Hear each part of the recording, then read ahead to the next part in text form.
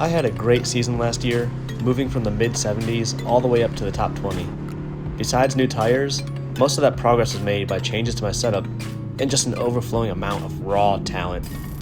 I was pushing my car really hard, and with that increase in grip and speed, I was starting to create new issues. My car was starting to hop around turns,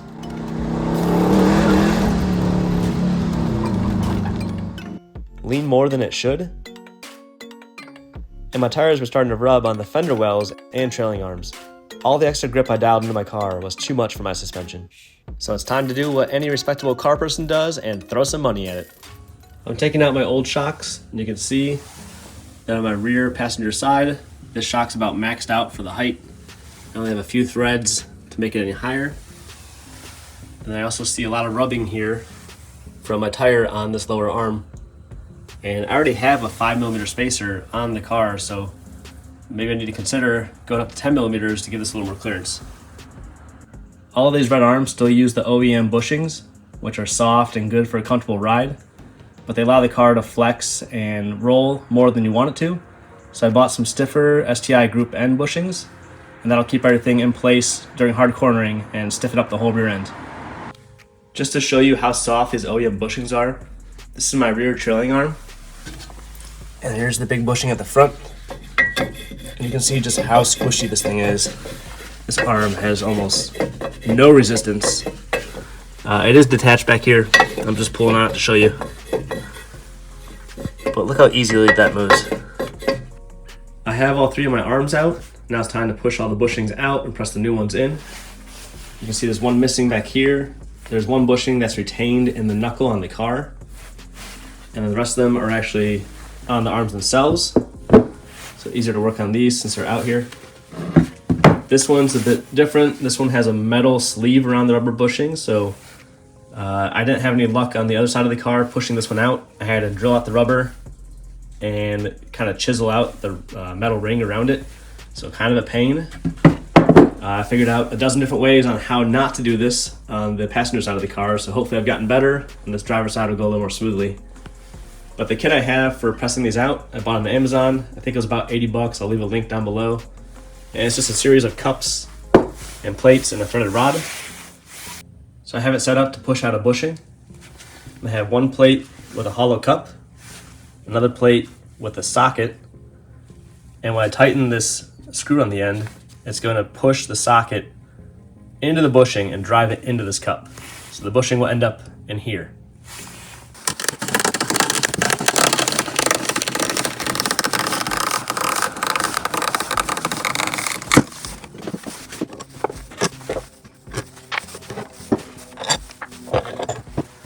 And just like that, the bushing was pushed out. The arm is ready to have a new one installed. As I mentioned, this bushing has a metal sleeve on it, and I cannot press it out with the tools I have. So I had to drill out the rubber center, cut a slit in the metal, and then use a chisel to bend the frame in. And then I was able to press it out. Quite a pain, it takes a while, but I finally have the arm ready to go for pushing the new bushing in.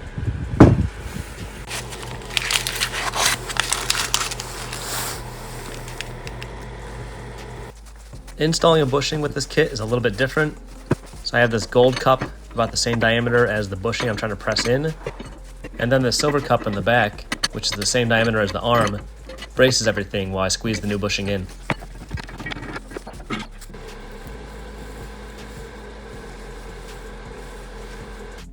And the last bushing to press out is on the back of the hub, and it's contained in here. So I have my puller already set up. I'm going to go ahead and pull that out. You can see the bushing get extracted through this window.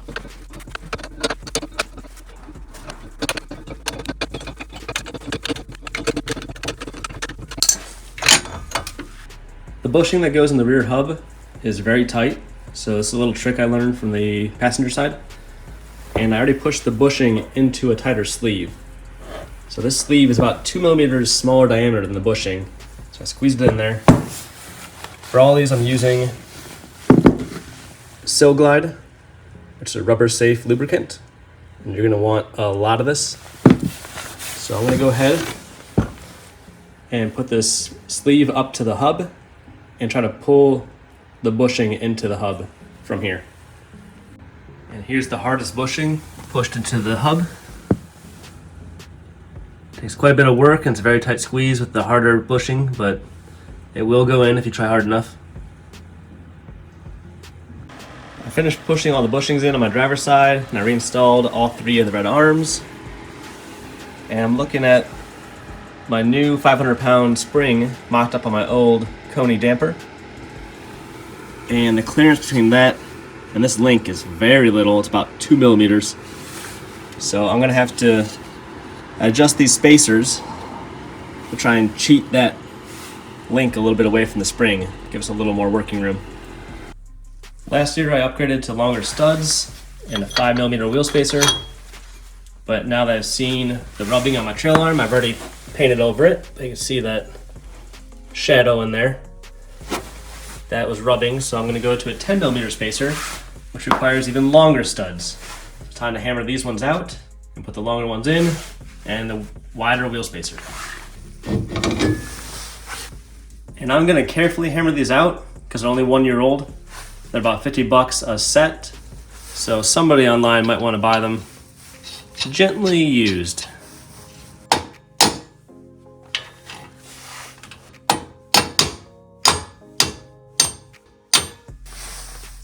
Here's the old ARP stud and my new longer H&R stud.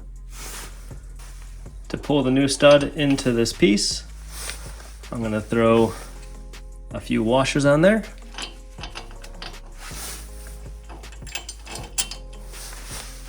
And a nut. And then tighten the nut to pull the head into the metal piece here. And my drill's flat.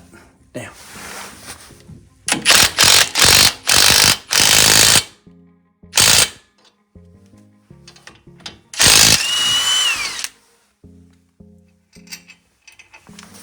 And your stud is pulled. Just like that, we have all 5 studs pulled. Throw our rotor back on there. Oh yeah. Let's just pop this on. See how the wheel looks. Here we are with the wheel on. So from the front, you can see it doesn't really stick out too much. You can see the camber on that wheel with the bottom sticking out more than the top. But it's still tucked under the fender. And the old rub lines on the fender well are pretty far in, so I don't think that the extra spacing is going to get anywhere near this fiberglass lip or anything over here. Still a long way to go until I get to that. So that should work pretty well. And yes, it's hanging low, the car's still on jack stands. It's not down on the ground. There's no weight on the tire, which is why I get that huge fender gap there right now. The biggest upgrade I'm doing this winter are new dampers. I got QA1 dual adjustable dampers.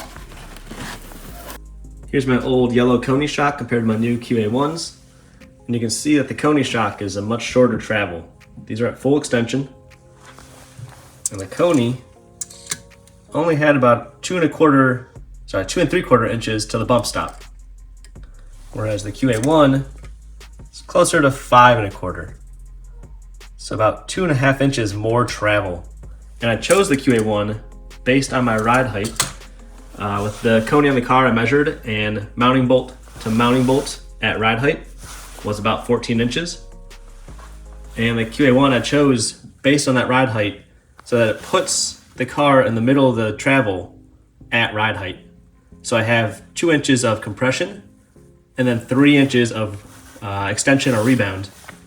So it's right in the sweet spot of the travel on the shock. So I should have a lot more range. It should do a lot better job of pushing the tire down to the ground no matter what's happening on the racetrack. Here's a damper mocked up with parts on it. You can see at the bottom I have 2 knobs. One for compression and one for rebound to adjust how quickly this lets the spring react. And then I have a set of thrust bearings at the bottom.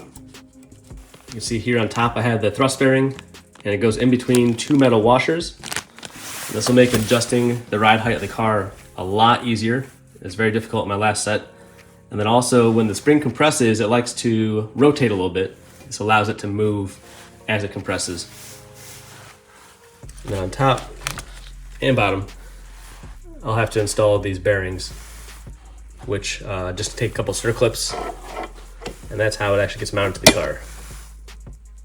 As for the spring, this is a Hyperco 500-pound spring for the rears. And from what I've read online, Hyperco is a very reputable company and the most accurate. I believe all those springs, when they're put on spring dynos, are within 3% of what they're rated at, whereas some cheaper springs can be all over the place. So this one being 500 pounds might be plus or minus 15 pounds, whereas a cheaper spring, maybe it's 50 pounds off or something like that. And just out of curiosity, I want to know how much my old setup weighs versus my new one. So my shock with all the gear on it, my old spring, everything is just over 7 pounds. And here's my QA1 shock with my larger, stiffer spring. I have one bearing I have not put in the end yet, so I just have it sitting there. And the top hat is under here, it's hard to see. But it comes in at 6 pounds and 15 ounces. So 1 whole ounce lighter. Moving in the right direction. I was just worried it'd be like a pound heavier because it's larger, but luckily about the same weight. This is what happens when you try to force things to fit. This bottom mount was a little tight, so I was trying to pry it into alignment with screwdrivers and the bolt, and I ended up breaking the edge of the bearing. So I'm gonna reach out to QA1 and see if they'll send me a replacement bearing. But it is pretty thin walled, but I don't really blame QA1 for this. This is me probably just being a little too forceful. I called QA1 and they sent me a free replacement within a few days. Their customer service was very easy to work with. I've done a little work to gain some more clearance between the spring and this adjustable arm. To start off, I pushed the coilover all the way to the left of this bracket. So you can see up here, I added this large black spacer and I pushed the spring to the left. And then additionally, for this adjustable arm, I recut these black spacers to move everything to the right. You can see I added an extra washer in there, and then same thing in the back. So those combined give me about 5 millimeters of clearance between the coil and the adjustable arm. And I did make sure when I redid these spacers that the adjustable arm has enough clearance for this end to not hit anything. And then I had the coilover set up so that the adjustable knobs are on the inside. If I need to adjust anything, I reach down here and grab a couple of those knobs to adjust my compression and rebound. However, there's probably going to be an issue when this hub drops lower than ride height. Here's the hub at the lowest it can drop, also called full droop pretty often. And that's about 3 inches down from ride height. So this hub can extend down about 3 inches. And as you can see, the spring is nowhere near the top mount. So if the car hits a big enough pothole or a dip or something unloads this back wheel and it drops, this spring is no longer seated. So I'm gonna have to get a helper spring, which will sit up here to keep this engaged and not let it come unmounted like that. Here are the helper springs I bought for just the back coilovers, and these compress 100% at ride height.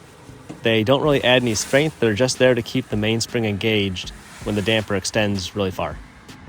My old coilovers could only move 1 inch in either direction before maxing out and stopping my suspension from working properly. I never lifted a tire off the ground during racing, but I suspect there was almost no weight on my inside tires, and I was riding on the bump stops on my outside tires. On top of that, my old bushings were too soft and allowed everything to flex and roll instead of transferring weight efficiently. All of these upgrades will give my suspension a greater range to work, and will keep the tires pressed into the pavement at all times. And now I'm ready to corner balance my car again, which is going to be interesting because I need to add 50 pounds of lead ballast. But I have a plan on how to use that to my advantage in my next video. Be sure to check out my other videos, and thanks for watching.